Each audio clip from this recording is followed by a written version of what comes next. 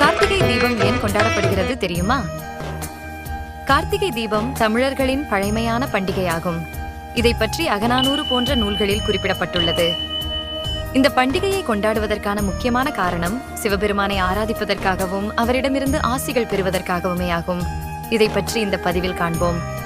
கார்த்திகை தீபத் திருநாள் மிகவும் பிரபலமாக திருவண்ணாமலையில் கொண்டாடப்படுகிறது. ஸ்ரீ அண்ணாமலையார் அருள் புரியும் திருவண்ணாமலையில் மாலை 6 மணிக்கு பிரம்மாண்டமான தீபம் ஏற்றப்படுகிறது. இது சிவபெருமானின் அருளை பிரதிபலிக்கிறது. இந்த நிகழ்வை காண பல லட்சக்கணக்கான பக்தர்கள் திருவண்ணாமலையில் வந்து கூடியிருப்பார்கள் என்பது குறிப்பிடத்தக்கது.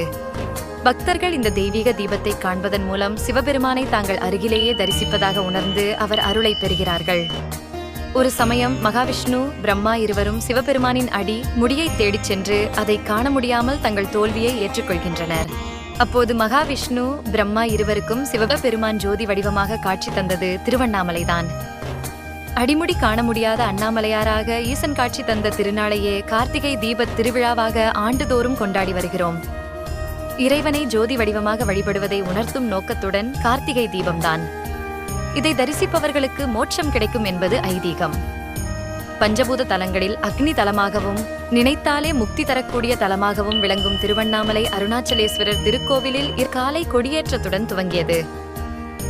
ஏராளமான பக்தர்கள் இவ்விழாவில் கலந்து கொண்டு அண்ணாமலையாருக்கு அரோகரா என கோஷ முழக்கமிட்டனர். கார்த்திகை தீபத் திருவிழாவின் முக்கிய நிகழ்வான பரணி தீபம் டிசம்பர் 13ஆம் தேதி அதிகாலையிலும் மகா தீபம் அன்று மாலை 6 மணிக்கும் ஏற்றப்பட உள்ளன. இதில் லட்சக்கணக்கான பக்தர்கள் கலந்து கொள்வார்கள் என எதிர்பார்க்கப்படுகிறது. கார்த்திகை மாத சிவபெருமானுக்குரிய வழிபாட்டு மாதமாகும். இது தீபங்களின் மாதம் என்றும் சொல்லப்படுகிறது. இறைவனை ஒளியின் வடிவமாக கண்டு வழிபடும் இந்த மாதத்தின் தனிச்சிறப்பாகும். கார்த்திகை மாதத்தின் மிக முக்கியமான நிகழ்வு கார்த்திகை மகா தீபத் திருவிழாதான். திருவண்ணாமலை மலை மீது மகா தீபம் ஏற்றப்பட்ட பிறகுதான் திருநாளில் மக்கள் வீடுகளில் தீபம் ஏற்றி ஒளிரச் செய்வார்கள். இம்மாதம் 13ஆம் தேதி கார்த்திகை தீபத் திருநாள் வருகிறது. இந்த நாளில் சரியாக மாலை 6 மணிக்கு வீடுகளில் தீபம் ஏற்றுவது சிறப்பு. வீட்டில் பயன்படுத்தும் காமாட்சி விளக்கை முதல் நாளே நன்கு சுத்தம் செய்து வைத்துக் கொள்வது நல்லதாகும். வாசலின் இருமுனைகளில் வைக்கப்படும் 2 விளக்குகள் மட்டும் புதிதாக இருக்க வேண்டியது அவசியமாகும். மற்ற இடங்களில் பழைய விளக்கை பயன்படுத்தலாம், தவறில்லை.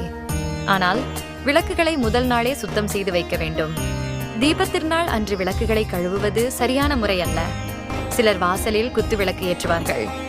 அவ்வாறு குத்து விளக்கை பயன்படுத்தும் போது அழகாக கோலமிட்டு அதன் நடுவில் வைப்பதே சிறந்ததாகும்.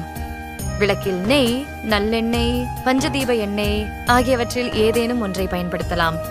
வீட்டில் மொத்தம் 27 தீபங்கள் ஏற்ற வேண்டும். முதலில் வாசல் படியில் தீபமேற்றிய பிறகே வீட்டினுள் தீபத்தை எடுத்து வந்து வைக்க வேண்டும். பூஜை அறையில் தீபமேற்றி எடுத்துச் செல்லக்கூடாது. அந்த தீபம் குறைந்தது 30 நிமிடங்களாவது எரிய வேண்டியது அவசியமாகும். டிசம்பர் 13ஆம் தேதி அதிகாலையிலும் மகா தீபம் அன்று மாலை 6 மணிக்கும் ஏற்றப்பட உள்ளன. இதில் லட்சக்கணக்கான பக்தர்கள் கலந்து கொள்வார்கள் என எதிர்பார்க்கப்படுகிறது. திருவண்ணாமலையை நினைத்தாலே முக்தி என்பார்கள்.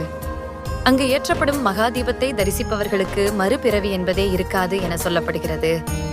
மகா தீபத்தை கைகூப்பி தரிசித்தபடியே கிரிவலம் வந்தால் அந்த தீபத்தின் ஒளியால் அவர்களின் வாழ்க்கையும் ஒளிமயமாக மாறும் என்றும் ஐதீகம். ஓம் நம சிவாய. திருச்சிற்றம்பலம், தில்லையம்பலம், தென்னாடுடைய சிவனே போற்றி. எந்நாட்டவர்க்கும் இறைவா போற்றி. மீண்டும் மற்றொரு பதிவில் சந்திப்போம். நன்றி, வணக்கம்.